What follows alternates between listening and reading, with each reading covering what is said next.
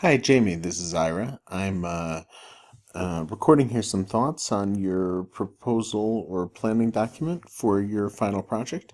I know you're in the midst of finishing that up, and I look forward to seeing it here in the next couple of days. And so, although these come a little late, I hope they don't come too late. Basically, I'm going to just read through, I've read it through, but I'm going to read it through and share my thoughts as I go along about some of the things that come up in terms of making your project as effective as possible.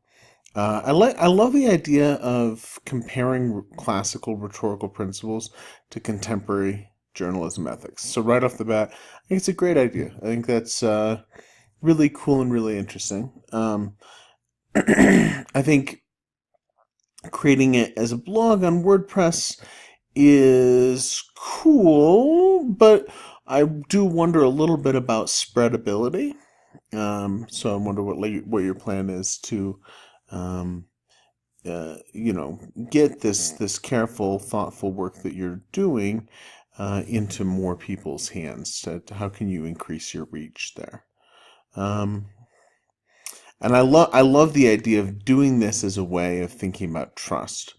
I think that's a really great way of moving forward from your work on in the class so far. Um, and I'm looking forward to seeing how you do that. Here in this context, with regard to Aristotle. Um,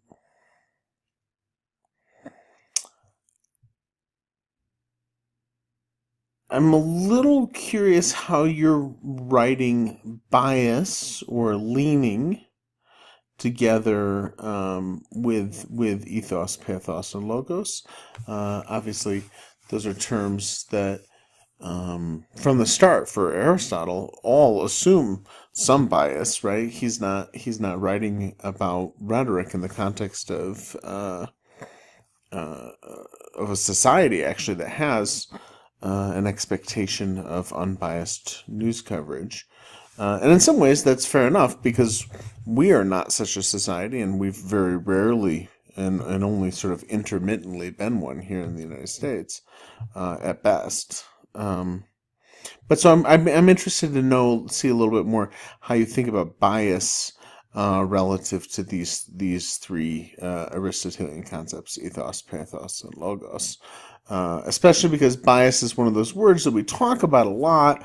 Um, that's a major part of our endoxa, our common wisdom, our sort of background stories about what the news is or ought to be. But it's also one of those terms that tends to go a little bit unchallenged or unquestioned. So I'm hopeful that the way you think about ethos, pathos, and logos can kind of help us think about bias maybe in new ways, not just where it comes into play, but also like what it is and what our ethical responsibilities are for engaging our own biases and other people's.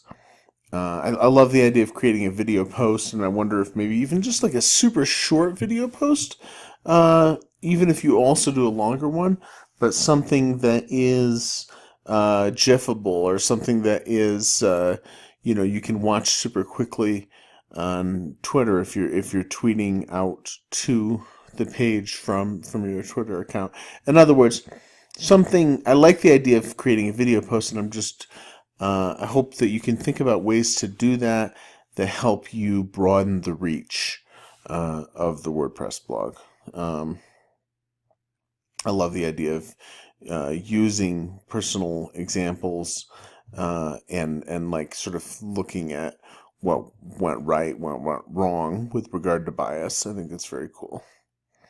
And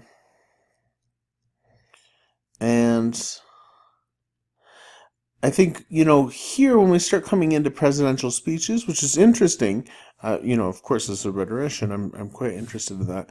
But I also wonder, is that if that's going to kind of broaden your focus, maybe more than is going to be useful for this specific, ultimately smallish rhetorical artifact that you're creating, this digital artifact you're making. And mostly I wonder about that because, of course, presidents are, by definition, biased in some sense, right? They're elected in a majoritarian system always by dramatically less than the full body politic. Um, and so we hear you talk about appearing calm and collective versus being overly assertive, and um, I wonder how bias is related to those things, or if even thinking about presidential speeches might be more than you can reasonably uh, chew in just this small time. So if you do talk about presidents, I want to make sure that you kind of keep that focus on thinking about what bias is, and what we do with bias, how ethos, pathos, and logos help us think about bias in interesting or useful ways. Um, and make sure that if you do talk about presidential speeches, that forms part of your story. And if you're not, don't end up doing that piece of things. That's fine too. Either way, I'm looking forward to seeing the digital artifact, by the end of this weekend or so. And hope these thoughts are helpful. And it's been nice having you in the class. So, yeah, talk to you soon. Thanks.